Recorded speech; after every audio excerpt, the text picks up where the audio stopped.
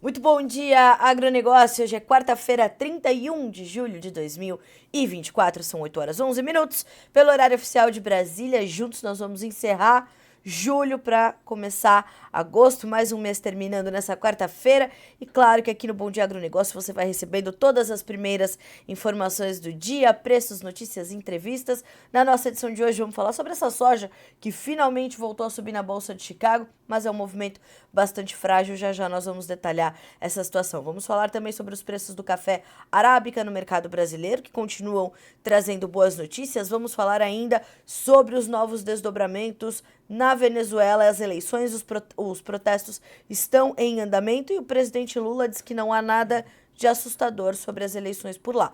Nós vamos falar sobre isso também. No nosso quadro de entrevistas estará conosco o Peri Passotti Pedro, consultor do mercado de algodão, para nos ajudar a entender essa pressão na Bolsa de Nova York, mas boas oportunidades aparecendo no Brasil. Já já a gente vai trazer também as informações do CPEA para o mercado do algodão. São 8 horas e 12 minutos pelo horário de Brasília.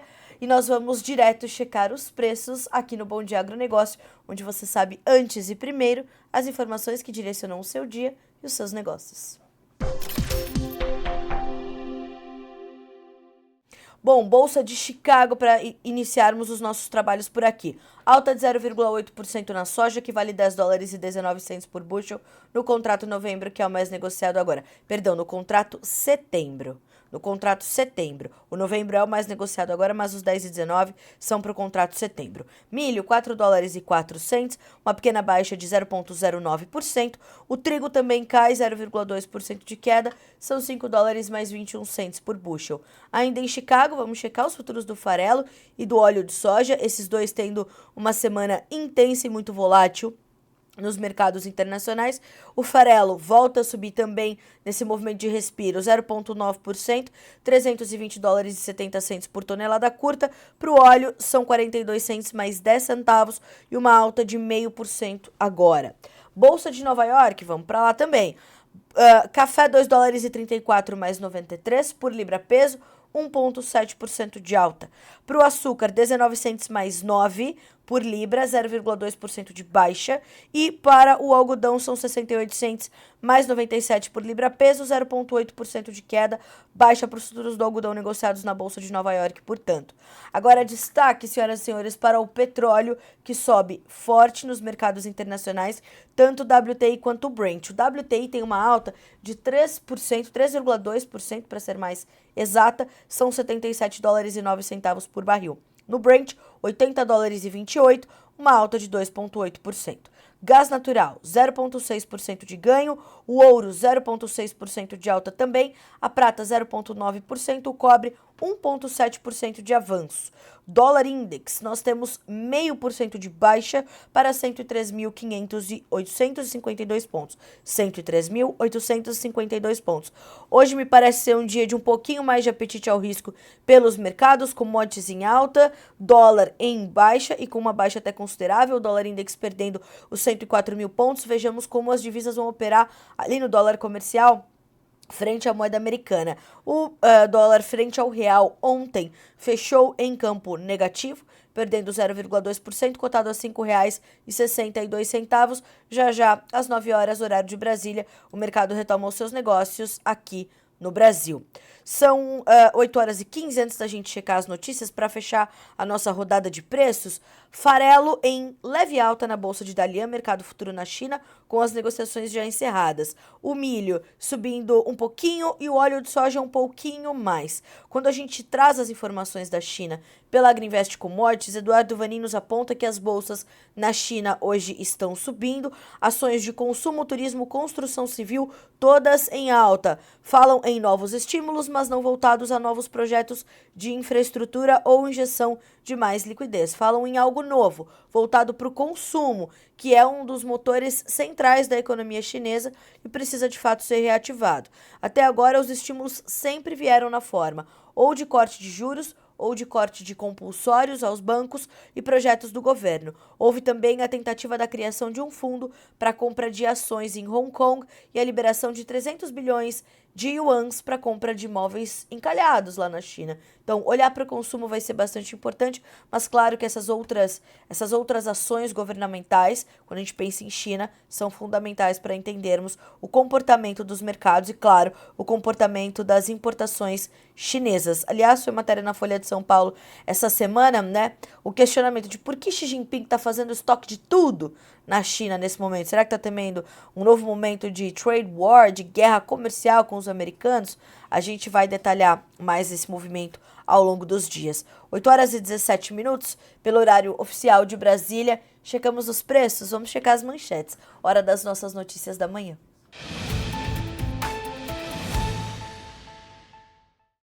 Bom, primeira coisa, eu quero primeiro agradecer as mensagens que já estamos recebendo e te convidar a participar do Bom Dia Agronegócio. A sua participação é fundamental para construirmos juntos aqui a nossa abertura de mercado, que te lembro, acontece pelo noticiasagricolas.com.br, pelo nosso canal no YouTube, o Notícias Agrícolas Oficial. Se você ainda não é inscrito, se inscreva, aproveite que você está por aqui, já se inscreve no nosso canal. Estamos ao vivo também pela TV Climatempo e pela Rádio Agro Hoje. Então mande as suas perguntas, inclusive você pode se adiantar e trazer as suas perguntas para o Peri Poçotti Pedro, que é consultor do mercado de algodão, estará conosco já no nosso quadro de entrevistas, então você pode ir se adiantando. E principalmente, se você é produtor de algodão, se você atua nessa cadeia, deixa o seu recado para nós por aqui, que é importante sabermos como é que está a sua realidade também. Mais do que isso, deixe para nós aqui de onde vocês estão falando, né? Para sabermos até onde alcançam as informações do Bom Dia Agronegócio. Enfim, o Bom Dia Agronegócio é um programa feito também pela nossa audiência, então faça isso. Mais do que isso, deixe o seu like também lá na nossa transmissão no YouTube, porque é importante para essa informação alcançar mais pessoas. Então a gente está contando com a sua participação. Eu sempre digo, o Bom Dia Agronegócio é um programa feito também pela nossa audiência. Bom, a primeira manchete dessa quarta-feira, ela está bastante conectada ao mercado da soja, porque os preços voltaram a subir. Então é um fôlego que o mercado toma depois de registrar ali baixas consideráveis de sexta-feira para cá. Na última semana já caiu forte, na sexta-feira teve uma queda expressiva, mas continuou renovando as suas mínimas, testou novas baixas intensas na sessão de ontem e hoje volta a operar em campo positivo. O que os analistas e consultores explicam é de que não há uma mudança de cenário, e isso é uma correção técnica, né, um movimento de recompra de posições ali, de tão baratinho que ficou a soja. Os fundos investidores vão olhar para isso, os especuladores vão olhar ali uma oportunidade financeira, né, de fazer uma graninha, e vão olhar para isso então e fazer essa soja trazer um respiro para o mercado. De fato está acontecendo, mas repito, não é nada que mude muito o quadro atual dos preços. Nesse momento, nós temos o contrato agosto, valendo $10,48 por bushel. Lembrando que amanhã a gente já entra em agosto e esse contrato já sai da tela. No dia 15, a gente já tem o vencimento do agosto, o que faz com que a movimentação neste contrato seja um pouquinho diferente dos demais. Então, agora o contrato agosto sobe 20 pontos mais 75, mas o setembro, que é na sequência ali o mais negociado, depois, naturalmente, do novembro, tem $10,19, que é o mercado que vai ser o mercado spot, o mercado à vista, na sequência dessa perda de validade aqui para o agosto. 8 pontos de alta, perdão, $10,19, 8 pontos de alta. Para o novembro, $10,28 por bushel, 7,5 pontos de ganho. E o janeiro, $10,45, 7 pontos de alta. O que o mercado observa agora? Cenários que ele já conhece. A questão climática nos Estados Unidos. O clima por lá caminha bem, sem grandes sobressaltos, sem grandes ameaças que possam mudar o perfil da safra, a oferta que chega de soja dos Estados Unidos, que deve ser uma oferta robusta, uma safra cheia, acima de 120 milhões de toneladas. Com a classificação das lavouras em boas ou excelentes condições, beirando 70%, e bons índices de produtividade sendo esperados num aumento de área que foi registrado pelo produtor americano, nós temos então essa perspectiva de uma boa safra. É importante dizer que com esses preços, o produtor americano em diversas regiões já opera no vermelho. Já passou ali do seu break-even, né, ali do seu ponto de equilíbrio e já não faz mais renda com essa soja, já está trabalhando no prejuízo para algumas áreas, para alguns estados. Quando nós olhamos mais do que isso, além dessa safra em desenvolvimento, boas condições de clima e tudo mais, nós temos uma demanda ainda lenta pela soja dos Estados Unidos. Apesar de na semana passada nós termos tido ali algumas vendas pontuais anunciadas pelo USDA, de volumes bastante robustos, eu diria, e também de um boletim semanal de vendas para exportação que trouxe essa força para as vendas da safra 24-25, o programa de exportação dos americanos está bastante lento, começou bastante lento para essa nova temporada e deve seguir assim, e isso traz uma perspectiva ao mercado de que o USDA poderia, inclusive, nos próximos meses, nos seus novos relatórios mensais de oferta e demanda, fazer uma correção na sua estimativa de exportações de soja pelos Estados Unidos. O que se espera para essa temporada 24-25 até agora é um volume de 49,7 milhões de toneladas a serem exportadas, que pode não ser alcançado, segundo os especialistas de mercado, fazendo uso de trazer esses ajustes ao longo da temporada. Vejamos, a não ser que, claro, esse programa tome um pouco mais de fôlego, que também não está previsto ali, né, nos estudos, nas análises, nos levantamentos de dados dos especialistas, para esses próximos meses, vamos observar. Mas até este ponto, o programa de exportação está lento nos Estados Unidos e é mais um fator de pressão sobre as cotações. Nessa semana, alguns fatores adicionais foram colocados na mesa, como, por exemplo, o futuro das retenções da soja na Argentina é essa nossa segunda notícia. Já já a gente vai falar sobre ela. Então, essa é uma possibilidade e isso pressionou o mercado ao longo desses últimos 2 dias. Nós temos também a instalação de uma base militar dos Estados Unidos no Japão, o que traz, segundo nos explicou o seu Ginaldo Souza, diretor-geral do Grupo Laboro, um certo desconforto para os chineses, né? Porque tem essa instalação dessa base militar aqui na Ásia. Como é que vai ficar? A gente está sendo monitorado mais de perto. O que está acontecendo, né? Então, esse desconforto também traz sinais ali para uma relação desbalanceada entre as 2 maiores economias do mundo e o principal comprador de soja dos americanos, que são os chineses. Então, essa condição também foi posta no mercado, perde validade rápido, né? Mas ali está na conta. E, claro, a condição ali de umas mudanças para as refinarias americanas em relação às misturas para os biocombustíveis com óleos vegetais. Isso pesou sobre os futuros do óleo essa semana, mas todo o complexo respira um pouco mais aliviado nessa quarta-feira. O farelo sobe 0,9%, vai ajudar essas altas que são registradas na soja em grão. Mas o cenário mudou? Não. Para o mercado em Chicago, a pressão ainda está bastante clara, né? Essa tendência negativa e os preços podendo testar patamares mais baixos também permanece no centro aqui das atenções. 8h24. Na nossa segunda manchete, nós ainda trazemos um pouco do mercado da soja, mas a gente se volta aqui para a América do Sul, porque nessa semana tem sido destaque no mercado da soja essas perspectivas, essas informações sobre o que pode acontecer com as retenções na Argentina. Num contexto rápido, as retenções, elas são aquele imposto que o produtor argentino deixa para o governo, né, ao exportar a sua soja. Olha que loucura, né? O governo, eu sempre falo isso, o governo é uma espécie de sócio majoritário do sojicultor na Argentina. E neste final de semana, quando o Javier Milei esteve na La Rural, que é uma espécie de agrishow, né, para os argentinos, é a maior feira agropecuária do país, ele reforçou o compromisso dele com essa necessidade de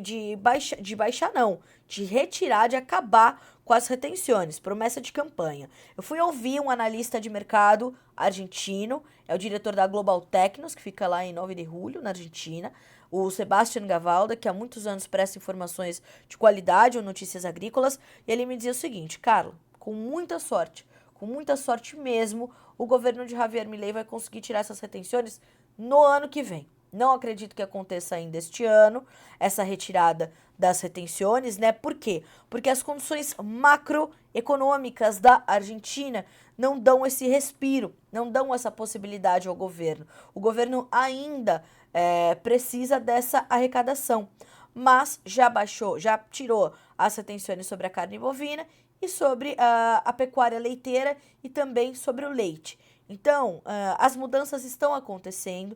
E por que essa essa perspectiva, essa possibilidade, ela ventilou tão forte no mercado? Porque as promessas de Javier Milei da corrida presidencial, as promessas de campanha do mandatário argentino, elas vêm se cumprindo, né? Javier Milei vem colocando à prova, né, tudo aquilo que disse durante a corrida presidencial. Vem fazendo mudanças importantes, austeras, mas necessárias. Já era sabido que precisava cortar na carne, né?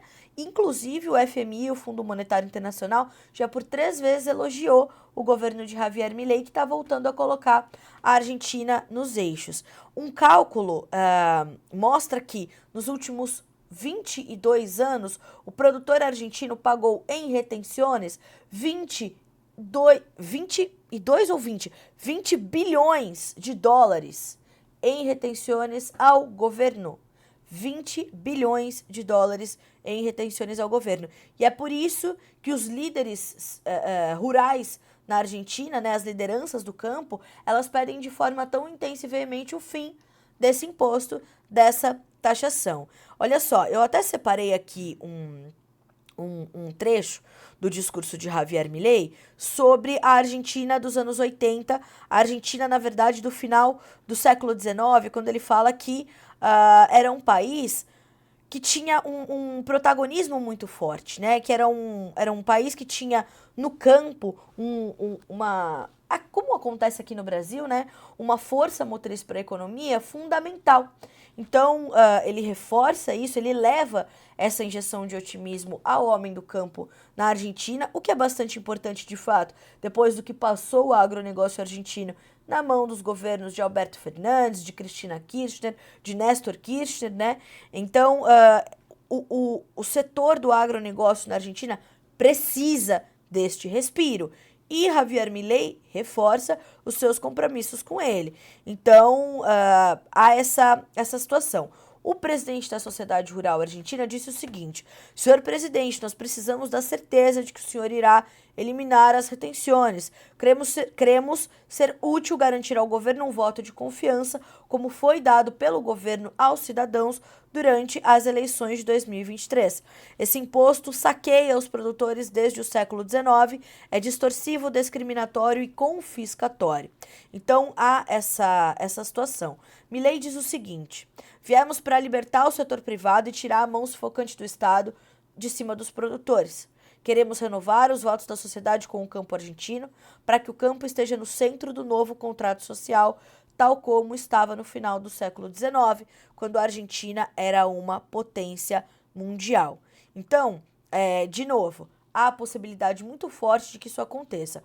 Os especialistas de mercado afirmam que, com sorte, 2025 vai ser o ano do fim das retenções. Ainda é difícil dizer, ainda é difícil cravar, mas o mercado está muito atento a isso. Caem as retenções, chega uma oferta maior de farelo, de óleo e de soja em grão da Argentina no mercado global para o complexo soja. Então, olho vivo em Javier Milei e no que ele está projetando para a Argentina para esses próximos meses.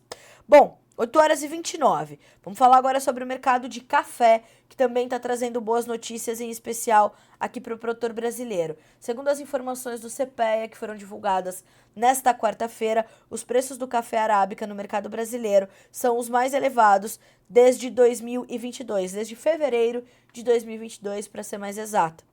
Um levantamento do CPEA mostrou que o preço médio do café arábica está encerrando o mês de julho no maior patamar real, ou seja, já deflacionado pelo IGPDI, desde fevereiro de 2022. Até o dia 29, anteontem, o indicador CPEA Exalc do tipo 6, bebida dura para melhor, posto na capital paulista, registrava uma média de R$ 1.419,90 por saca de 60 quilos, 5,2% maior em relação a junho de 2024 e 73% maior do que no mesmo período de 2023. Segundo pesquisadores do CPEA, os preços tiveram uma alta volatilidade em julho. Em junho, em maio, em abril, o mercado do café vem extremamente volátil, né? E além de o setor estar atento ao volume ofertado pelo Brasil e à possibilidade de quebra de safra do Robusta no Vietnã, devido a adversidades climáticas, o real desvalorizado frente ao dólar também tem impactado nas cotações mundiais, em especial do Arábica, ainda conforme os pesquisadores do CPEA. Bom, nada de novo sob o sol, apenas mais uma boa notícia, porque o mercado de café ainda está muito pautado na condição de oferta. A oferta é muito enxuta nesse momento. A safra atual do Brasil, que está aí na sua fase de colheita, ela vem registrando, né, algumas preocupações, ela vem registrando principalmente certa irregularidade, que é o que traz também um fator adicional de mais preocupação ao mercado. E nesta semana, o Notícias Agrícolas trouxe a informação de que o Parque Cafeiro da Cochupé, segundo informações da própria Cochupé, vem ali sofrendo um registro de temperaturas mais elevadas e chuvas abaixo da média, o que já vai trazer preocupações para a safra 25 do Brasil, né? Para a próxima temporada. Ou seja, a oferta também não está garantida para a próxima safra. Então, essa sinalização, ela traz um peso importante para o mercado. O Brasil é o maior exportador de café do mundo, em especial de arábica, né? Perdemos ainda para o Vietnã no Robusta, mas temos essa condição. Então, olhando para isso, é possível perceber por que o mercado mantém-se tão sustentado, por que o mercado ainda enxerga um suporte muito importante nessa condição de oferta mais ajustada, nessa condição de oferta mais contida. Então, olhando para isso, é que nós entendemos, nesse cenário, neste ambiente, que se compreende esse suporte. Na Bolsa de Nova York, o mercado tem estado bastante volátil, mas volátil em patamares elevados. E hoje é dia de, novamente, bons ganhos para os futuros do Arábica negociados no mercado futuro norte-americano. Nós estamos falando de altas que variam de 1,7% a 1,8%. O contrato setembro, 2 dólares e 35 por libra peso. O dezembro, 2 dólares e 33 mais 70. O março, 2 dólares e 32 mais 40. E o maio 25, 2 dólares e 30 por libra peso. Então, mercado sustentado, mercado importante, mercado na necessidade de fazer ou de garantir boas oportunidades ao cafeicultor brasileiro. Como é que ele vai aproveitando essas oportunidades? Escalonando os seus negócios, pensando na sua comercialização, entendendo e otimizando os seus custos de produção, as suas relações de troca. Isso é completamente importante para garantir ali a otimização, portanto, desse mercado. São 8 horas e 33 minutos, pelo horário oficial de Brasília. Nós continuamos a receber aqui boas mensagens. Eu quero agradecer as informações. Então, continuem participando. É muito importante que vocês participem. Digam para nós de onde nos acompanham, porque assim nós sabemos até onde chegam as informações do Bom Dia Agronegócio. Não esqueçam de compartilhar essa transmissão com os colegas, com os colaboradores, porque assim nós alcançamos mais pessoas, mais produtores bem informados que vão tomar boas decisões. Já já no nosso quadro de entrevistas estará conosco o consultor do mercado de algodão, Peri Passotti Pedro, que vai nos trazer as últimas informações deste mercado e, claro, o que isso impacta para os negócios aqui no Brasil. Lembrando, o Brasil assumiu o posto de maior exportador global de algodão, superou os Estados Unidos e precisa se consolidar nesse posto. Então, a gente vai falar com o Peri sobre essa situação, vai trazer mais detalhes, vai entender essas baixas dos preços em Nova York, que continua acontecendo, mas preços melhores registrados aqui no Brasil. Então faça a sua participação. Aliás, antes da gente ir para um rápido intervalo, eu vou dividir com vocês aqui a informação do CPEA, que também foi divulgada hoje para o mercado de algodão, nos apontando que a média mensal para os preços do algodão no mercado brasileiro é a maior desde março deste ano. Apesar de terem se enfraquecido nesta segunda quinzena de julho, os preços do algodão em pluma registraram a maior média mensal desde março de 2024 em termos reais. Até o dia 29 desse mês, o indicador CPEA Exalc, com pagamento em 8 dias, estava em R$ 4,83 por libra-peso, superando em 3,9% o de julho e em 3,2% o de julho de 23, perdão, o de junho e de julho de 2023. A gente vai fazer um rápido intervalo para, na sequência, dar continuidade a estas informações do mercado de algodão no nosso quadro de entrevistas. É um instante só, a gente volta já. Quando a luz do dia chega, a gente já tá indo, botando o pé na terra e a mão na massa. Alguns dizem que é uma escolha, mas eu acredito que seja uma vocação mesmo. E modéstia à parte, a gente faz bem o que faz. Mas é justamente quando a gente sabe bem o que fazer, quando domina o assunto, que o trabalho manual pode entrar no automático. E aí, detalhes escapam da nossa atenção. E a nossa intenção é justamente iluminar essas possibilidades. Use equipamentos adequados para eletrificar cercas e sinalize-a a cada 100 metros. De preferência, contrate um eletricista qualificado. São pequenos cuidados que evitam acidentes e salvam vidas. Dessa forma, no final do dia você pode voltar tranquilamente para os braços de quem te ama. Uma campanha Energisa e AproSoja. Prepare-se para a campanha de descontos mais esperada do ano. Chegou o Balcão do Agro da Coplacana. De 29 de julho a 3 de agosto em todas as unidades da cooperativa. Preços mais baixos do ano e condições de pagamento imbatíveis. Não perca a chance de garantir insumos e máquinas agrícolas, linha de ferramentas, jardinagem, piscina, pet e automotiva. Consulte a unidade mais próxima de você em www.coplacana.com.br. Balcão do Agro Coplacana 2024. De 29 de julho a 3 de agosto.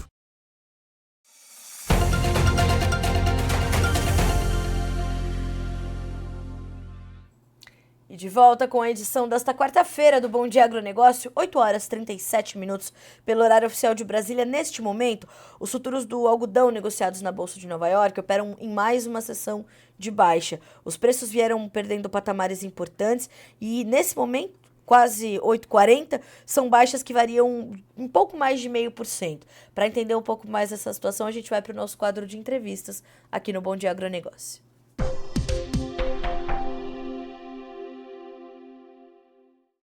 Quem vai nos juntar todas as peças desse quebra-cabeça, entender essa pressão em Nova York, mas boas notícias chegando do mercado brasileiro de algodão, é Peri Passotti Pedro, consultor deste mercado, consultor independente. Peri, que prazer receber você mais uma vez aqui no Bom Dia Agronegócio. Bom dia, seja bem-vindo. Bom dia, Carla. Sempre legal estar trabalhando junto com vocês. A gente é fã do canal, gosta sempre de estar junto. Peri, mas cai em Nova York, aqui no Brasil a gente vem registrando bons preços, uma alta de 3% em relação a junho, em relação a julho de 2023 para o indicador CPEA. O que está acontecendo nesse mercado, meu amigo? Nova York, a gente não acreditava muito que ia cair abaixo de 70 centavos, os fundos entraram vendendo, melhorou um pouco a safra nos Estados Unidos e aquilo que eu sempre digo, Nova York acaba refletindo mais Estados Unidos do que deveria, apesar da gente não ter uma demanda mundial, essa melhora na safra americana acabou quebrando esse suporte que a gente tinha de 70 centavos, a gente está vendo Nova York nesses níveis abaixo de 70 centavos. Aqui dentro, duas coisas aconteceram que ajudaram os preços em reais a reagirem. A primeira foi a alta do dólar dos últimos 60 dias, graças principalmente à incerteza quanto à política fiscal do governo, que tem dado sinais confusos em relação a isso.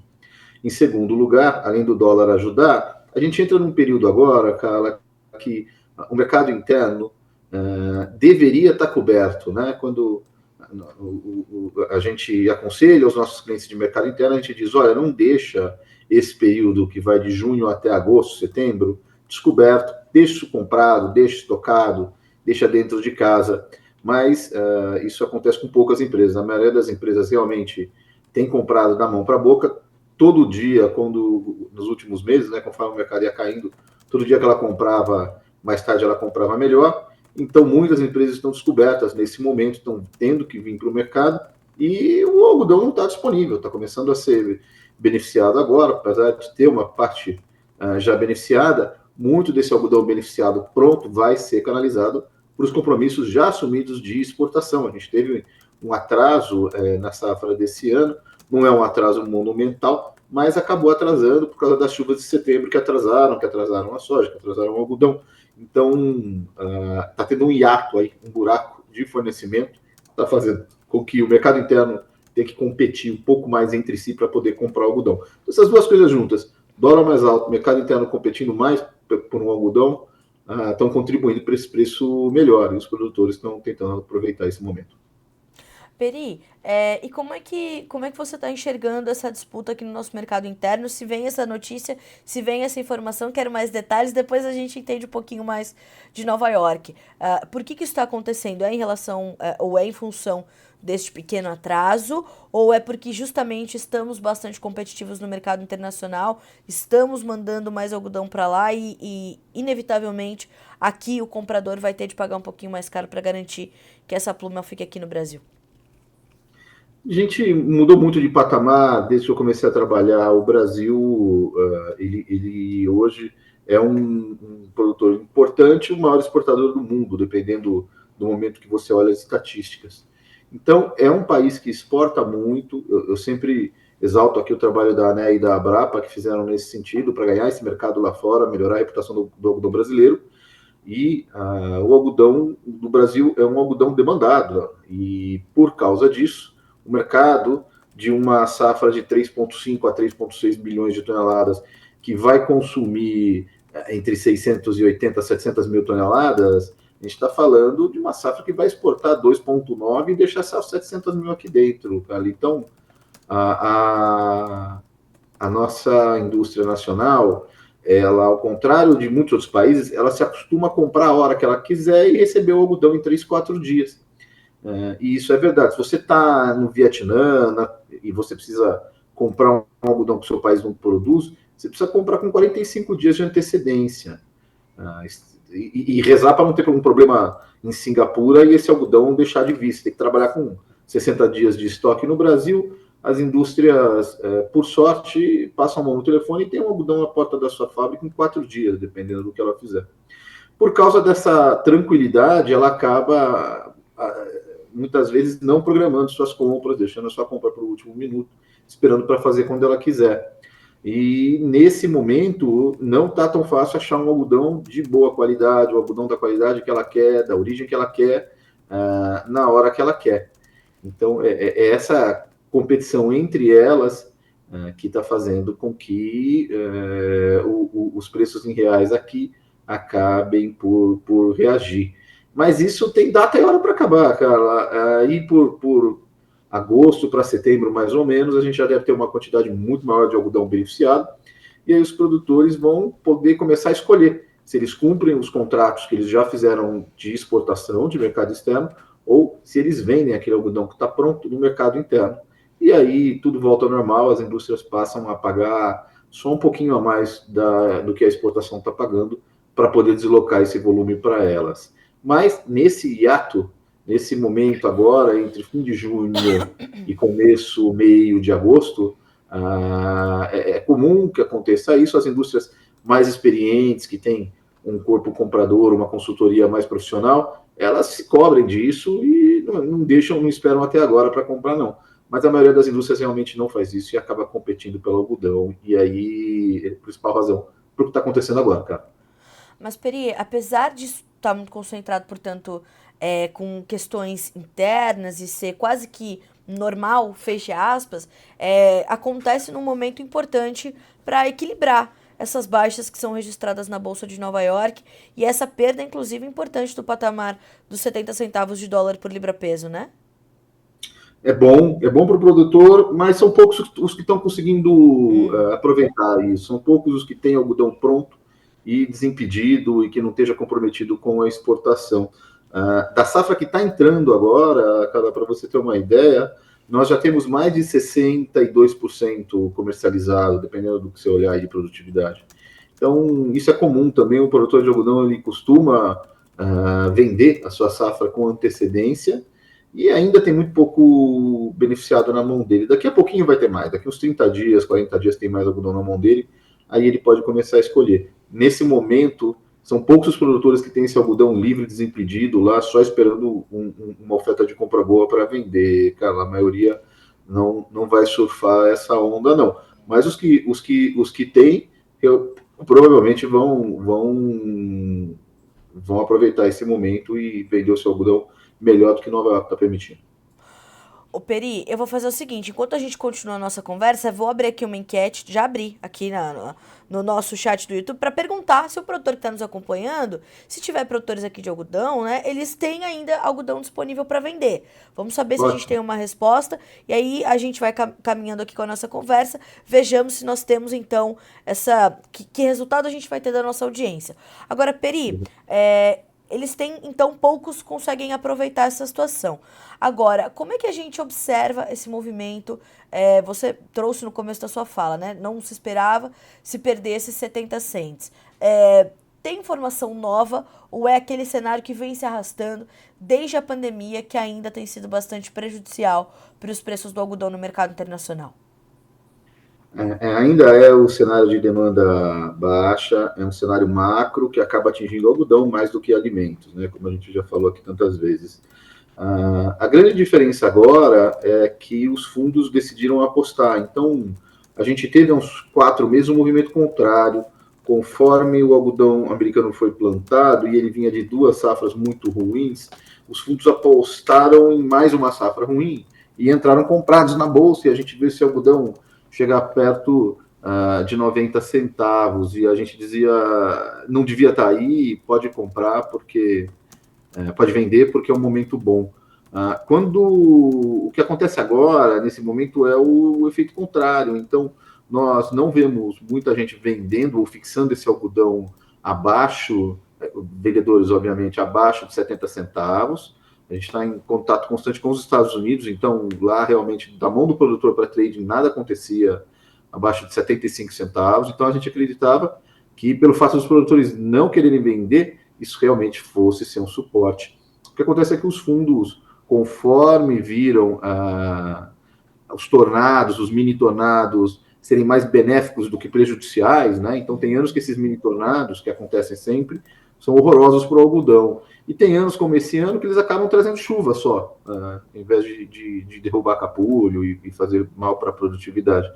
Essas chuvas que eles trouxeram foram benéficas, e quando os fundos viram isso, resolveram apostar numa queda acentuada de Nova York. Olhando e conversando com outros players do mercado, nós não acreditamos que o algodão deve ficar muito tempo abaixo de 70 centavos também. Então, agora, o conselho é o contrário. A gente está aconselhando os compradores que têm algodão on call, que precisam fixar esse algodão, que fixem seu algodão, que fixem e tomem proveito desse preço de Nova York mais baixo.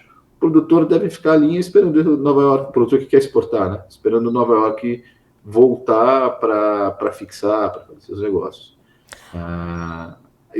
O mercado tem andado para 2025, alguma coisa inclusive para 2026. O mercado de algodão, ele tem essa característica, né, de acontecer com 2 anos de antecedência. Os bases não estão ruins, mas em se falando de Nova York, fixação de preço, é um momento muito mais do comprador do que do vendedor, cara, com certeza. E a gente também não acredita que esse cenário seja sustentável.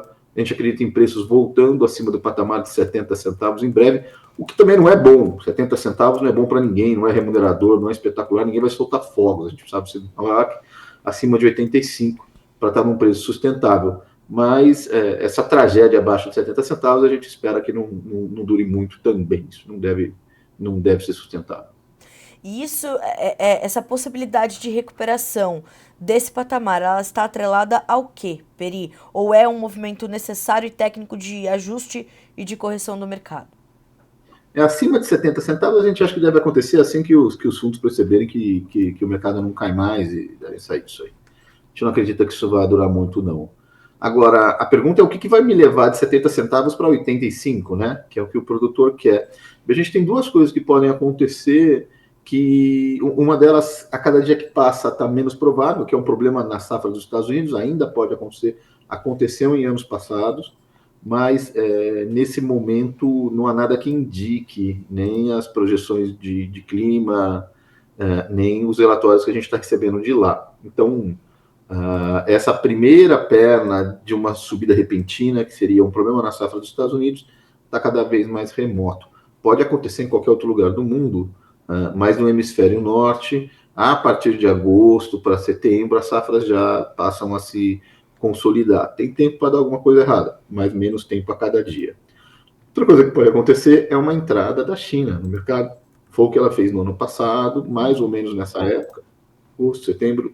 O governo chinês pode emitir cotas e os chineses talvez tenham que entrar no mercado. Importante entender que o Brasil sempre teve uma vantagem competitiva com relação a todo o algodão do hemisfério norte, isso inclui Estados Unidos, Austrália e... apesar da Austrália estar no hemisfério sul, mas enfim, temperado.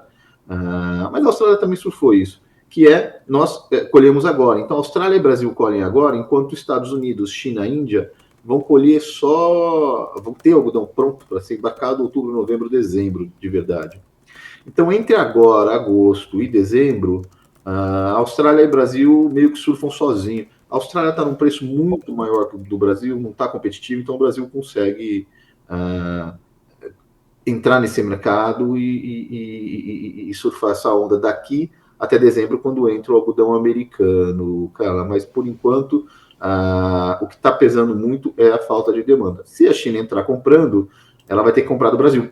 E isso é bom. A gente pode ter uma subida de preços aí, de bases, para o Brasil. Mas fora uma entrada mais pesada da China, como ela fez no ano passado, não tem muita perspectiva de aumento, de melhora de preços, nem de Nova York até dezembro, não.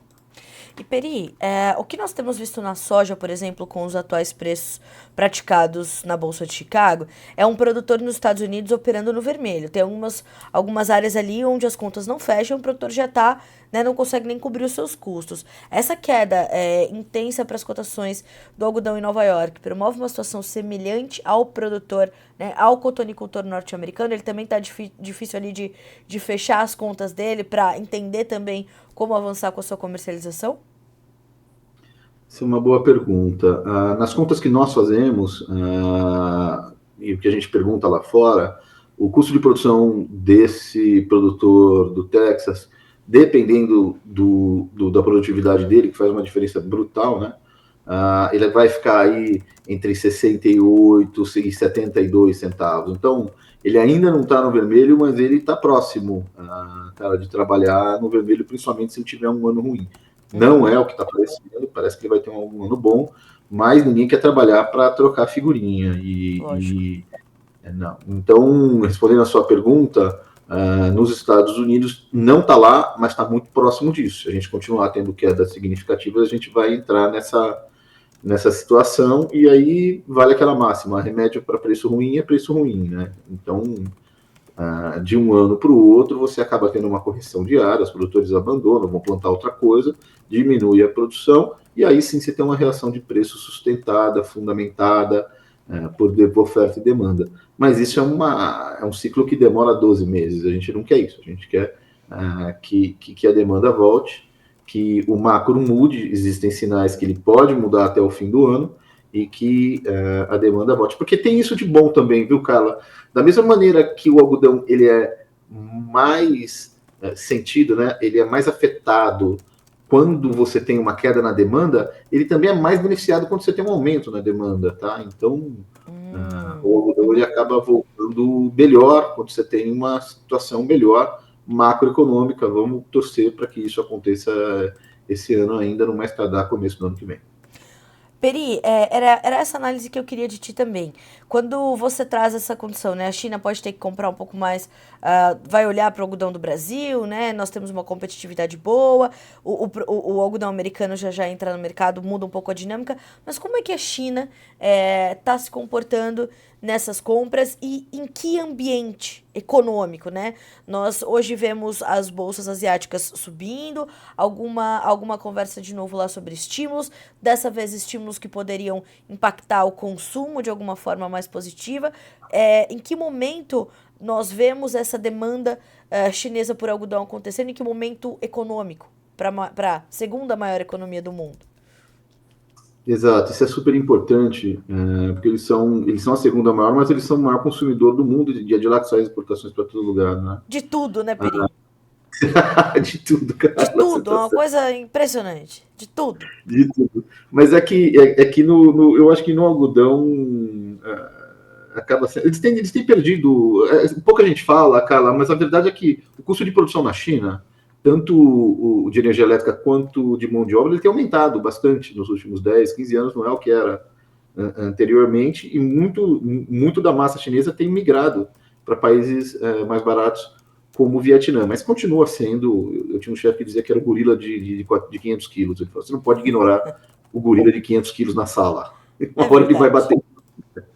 Então a China, ela é realmente um monstro, e o que está acontecendo lá, o que a gente escuta dos nossos corretores de lá, o pessoal que trabalha lá diretamente, eles falam o seguinte: olha, o consumo caiu, o consumo não está legal, o preço do fio está muito ruim.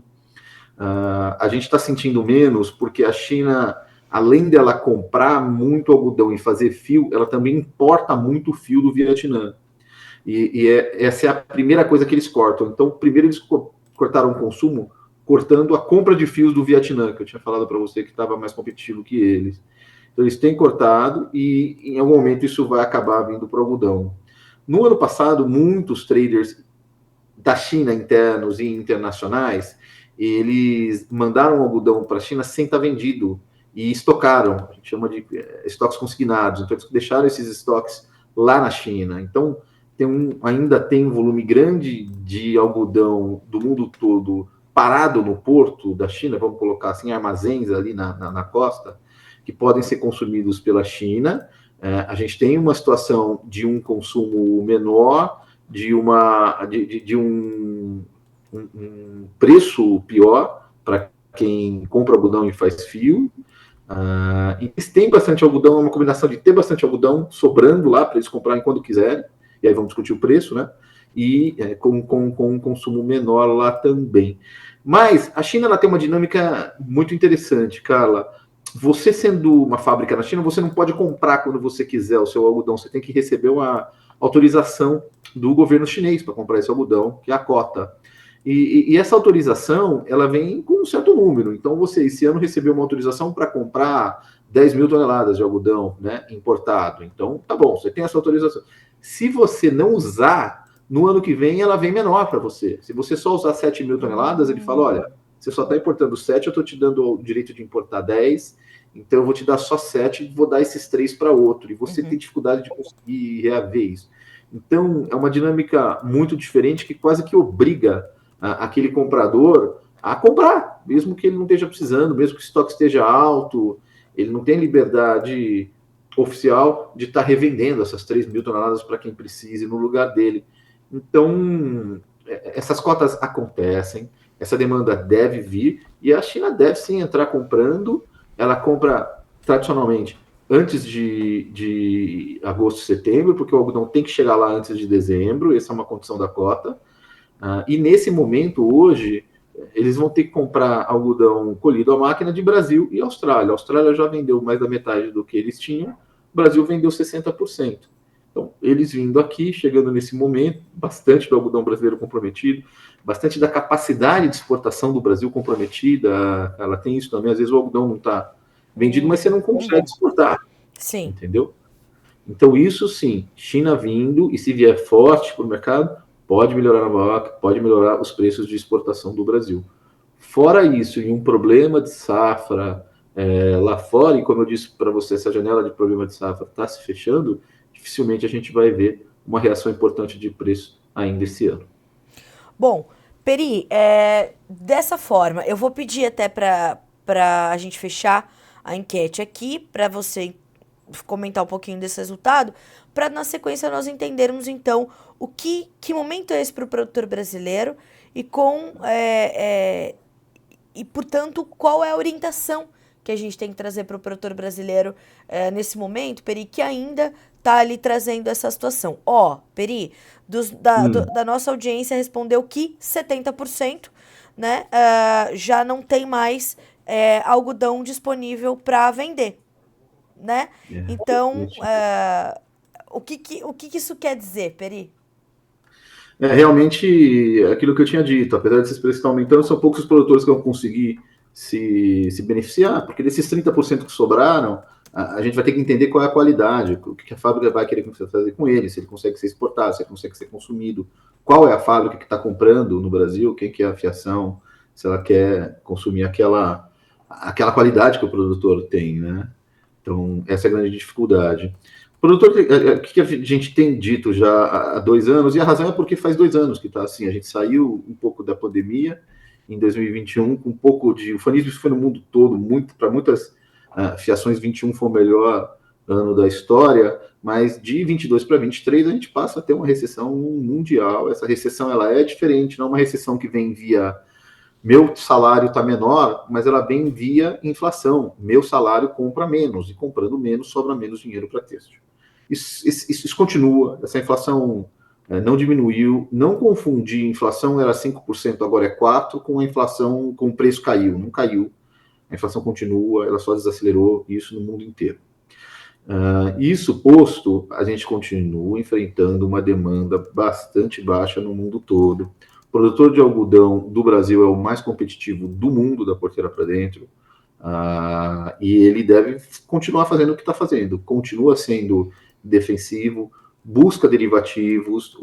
90% dos produtores que fizeram derivativos esse ano, sejam acumuladores, sejam proteções de baixa, sejam participações de alta, 90% deles acabaram com um cenário muito positivo, não espetacular, mas melhor do que seria se não tivessem feito os derivativos. Então, usem os derivativos, usem as consultorias como uma forma de se defender e continua com a zaga lá atrás, pessoal. Toda a zaga lá atrás é um momento de defesa, é um momento de dificuldade, tenta não alavancar muito, porque é um momento que a gente precisa de liquidez e precisa se defender de preços que não sejam remuneradores, como está acontecendo na soja e nos grãos Bom, Peri, a gente vai... nos Estados Unidos.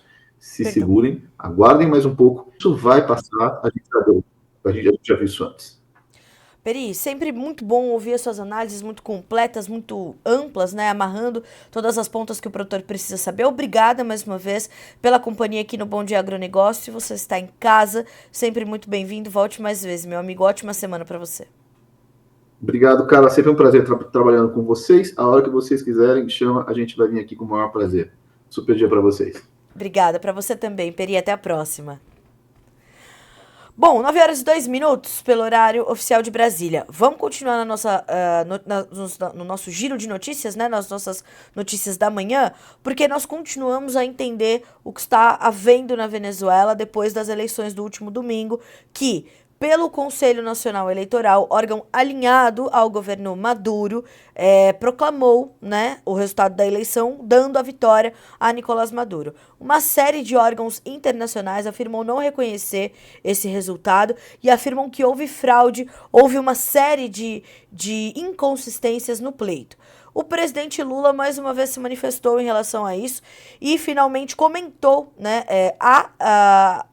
o resultado da eleição. Ele vinha se manifestando sobre as prévias declarações de Maduro antes do pleito, né? Inclusive quando ele falou que se não ganhasse, Maduro disse que se não vencesse as eleições haveria um banho de sangue. Lula disse que ficou assustadíssimo com essa declaração. Maduro mandou o Lula tomar um chá de camomila. Agora, Lula mandou o Celso Amorim, que vem se manifestando sobre isso depois de ter acompanhado o pleito. Agora ele se manifestou, o presidente do Brasil, e disse que afirmou que não há motivo para nenhum alarde. Segundo ele, a situação atual entre a oposição e o governo de Nicolás Maduro pode ser resolvida com a publicação das atas de votação. Lula também destacou que, caso existam questionamentos, a oposição tem a opção de buscar a justiça. O líder brasileiro minimizou a posição do PT, que se manifestou a favor da legitimidade do pleito, e enfatizou que a nota do partido reconhece a importância das eleições pacíficas e a vontade do povo venezuelano. Para Lula, a situação não é excepcional e a justiça deve ser responsável por dirimir as contestações que surgirem. Abre aspas para o presidente da República. Não tem nada de grave, nada de assustador. Eu vejo a imprensa brasileira tratando como se fosse a Terceira Guerra Mundial. Não houve nada de anormal. Teve uma eleição. Uma pessoa disse que teve 51% dos votos, outra disse que teve 40 e poucos por cento. Um concorda, o outro não. Entra na justiça e a justiça faz, fecha aspas, para o presidente, numa entrevista à rede Mato Grossense afiliada da TV Globo no estado de Mato Grosso. Eu já vou dar os dados dos últimos dias de protesto na Venezuela. Lula também abordou a questão da transparência no processo eleitoral, ressaltando que isso é fundamental para que Maduro possa governar de forma estável. O presidente criticou a interferência externa e os bloqueios econômicos impostos à Venezuela, defendendo que cada nação deve ter a liberdade de desenvolver o seu próprio modelo de crescimento econômico. Acontece, presidente, que não há crescimento econômico na Venezuela. Há um empobrecimento da população que está levando venezuelanos abaixo da linha da miséria numa trajetória crescente. né? Por fim, Lula propôs que Brasil, México e Colômbia se unam em uma declaração conjunta sobre os resultados das eleições venezuelanas. Os 3 países são governados por políticos de esquerda, que é Gustavo Petro na Colômbia, André Manuel López Obrador no México e Lula aqui no Brasil. Bom, o que dizem os últimos números em relação às manifestações, aos protestos que têm acontecido desde o último domingo, quando, na madrugada para segunda-feira, houve a divulgação do resultado das eleições, mas ainda não o alcance às atas eleitorais. São 750 detidos em atos contra a reeleição de Maduro, 11 mortos, né? Ao menos 11 civis morreram nos protestos que eclodiram em Caracas e outras cidades da Venezuela contra a reeleição do presidente chavista Nicolás Maduro no domingo, segundo informaram 4 organizações de defesa dos direitos humanos. Abre aspas. Há 11 pessoas mortas nesses protestos. 5 foram assassinadas em Caracas. Preocupa-nos o uso de armas de fogo nessas manifestações, declarou Alfredo Romero, diretor da ONG Foro Penal Venezuelano, ao detalhar que há 2 menores de idade entre os mortos. A estas vítimas soma-se a morte de um soldado devido a tiros disparados por manifestantes no estado de Araguá, segundo um relatório do Ministério Público venezuelano. É importante lembrar também que foi sequestrado o líder da oposição, né, na Venezuela nos últimos dias, nas últimas horas. Isso já foi informado, que os órgãos internacionais não reconhecem o resultado das eleições venezuelanas e, mais do que isso, eu vou dizer todos os dias sobre isso, enquanto for necessário, que a principal líder oposicionista, a que mais tem força contra Maduro, teve os seus direitos políticos inibidos, extirpados, para que não pudesse concorrer e vencer as eleições de forma legítima na Venezuela. Maria Corina Machado, uma mulher de bastante coragem que vem contestando dia após dia esse resultado. Nicolás Maduro, ali no seu pedestal, falei isso ontem, vou repetir hoje, continua trazendo as informações de cima, né? Olhando ali como se olhasse os seus súditos na Venezuela, né? Dizendo que quem manda ali é o próprio e não vai arredar pé. 9h07, pelo horário oficial de Brasília. Olhos atentos da imprensa toda, não só da imprensa brasileira, que, segundo o presidente, trata como se fosse a Terceira Guerra Mundial, porque está acontecendo uma guerra na Venezuela, que estava prestes a começar, começou, né? Então toda a imprensa, não só a imprensa brasileira, mas a imprensa global está com os olhos voltados para a Venezuela neste momento. Para concluir as nossas notícias da manhã, agora às 9h08, o governo ontem publicou um decreto que detalha o congelamento de 15 bilhões de reais em despesas, né? Trouxe essa informação e o governo federal publicou na noite de ontem o decreto de programação orçamentária e financeira, detalhando o congelamento de 15 bilhões de reais em despesas. O documento prevê uma contenção de 4 bilhões e meio de reais no PAC, que é o novo Programa de Aceleração do Crescimento, além de uma limitação de mais de 1 bilhão de reais sobre emendas do orçamento. Em relação aos órgãos federais, o mais afetado foi o Ministério da Saúde, com um congelamento de 4 bilhões 419 milhões de reais.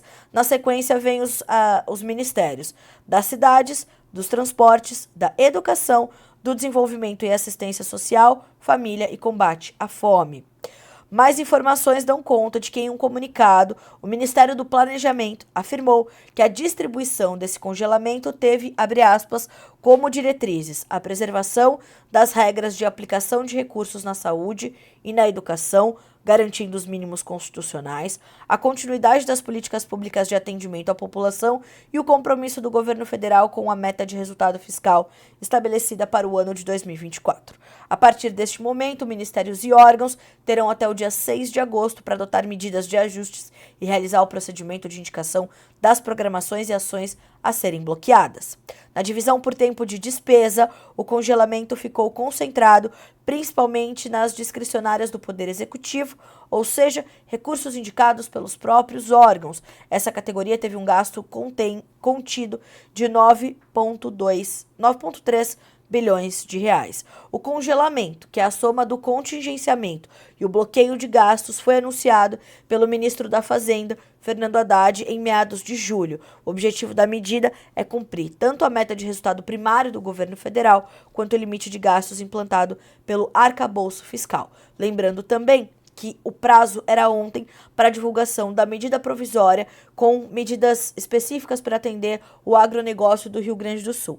Essa medida não foi publicada e há uma espera angustiante dos agricultores gaúchos por essas informações para que possam tocar a sua vida em frente e se reerguer. É importante um outro contexto. Essa medida provisória, com os fragmentos que foram antecipados pela mídia e garantidos ali de um entendimento, de um estudo pelos órgãos competentes, como a própria Farsul, por exemplo, a Federação de Agricultura do Rio Grande do Sul, dão conta de que ela não atende ao pleito central dos agricultores gaúchos, que é uma linha de crédito de longo prazo, com juros de 3%, 15 anos para pagar, 2 anos de carência. Simples e direto. Uma minuta, inclusive, foi mandada, uma minuta de medida provisória foi enviada ao ministro Fernando Haddad, da Fazenda, pela própria Farsul, pelas mãos do presidente da Câmara dos Deputados, Arthur Lira, e ainda não há resposta a estes agricultores que 90 dias, 3 meses, esperam por uma resposta direta, objetiva e principalmente eficiente para começar a tocar sua vida novamente. 9h11 pelo horário oficial de Brasília. Quero muito agradecer as mensagens e principalmente a participação de vocês na enquete aqui que nós fizemos sobre o mercado de algodão. Então, 70% da nossa audiência, produtores de algodão que estão aqui, né, ou, enfim, traders, quem está ali na cadeia participou da enquete, 70% afirma que algodão disponível para vender não temos mais, 30% dizendo que ainda tem alguma coisinha para vender. Vejamos, as orientações do Peri e Pedro estão disponíveis já para você, né, que chegou agora. Essa entrevista já está disponível para você na íntegra aqui no Notícias Agrícolas, bem como a edição completa desta quarta-feira. Para encerrarmos julho, amanhã, a partir das 8 horas da manhã, Bom Dia Agronegócio, mais uma vez, ao vivo, para que vocês sejam sempre os produtores rurais mais bem informados do Brasil. Ótima quarta-feira para você, bons negócios, até mais.